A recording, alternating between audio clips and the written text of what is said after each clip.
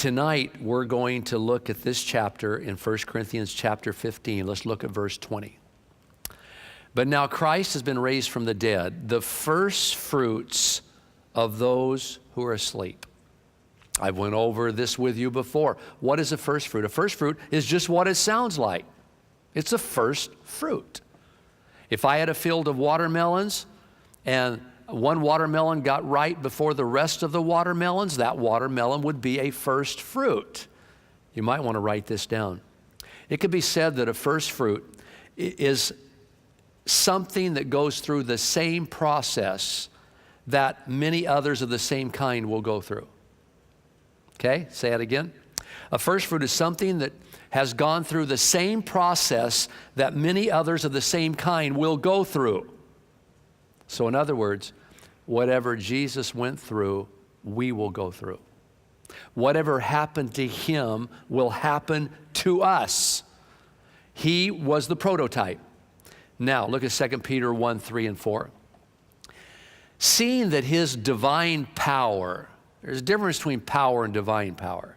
Jesus Christ, his divine power, has granted to us everything we need pertaining to life and godliness. This is crazy. God has already supplied for us everything we need to get through this life. What do you need tonight? You need to go to the altar and try to get it. If it's a need, God's going to talk to you about it. He's already granted us everything pertaining to life and everything to be godly. There's no reason for a Christian to be hung up on pornography and sleeping around and being destroyed by drugs. He's given us everything that we need for this. And it's obtained through the true knowledge of him who called us by his own glory and excellence. For by these he has granted to us his precious and magnificent promises.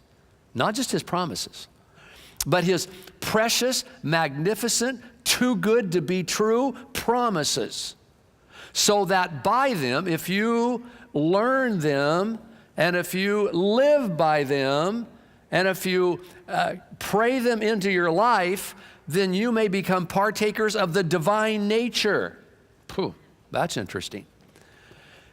I'm a partaker of the divine nature because the divine Jesus lives inside of me. And it's said here that he's the first fruit of those who believe.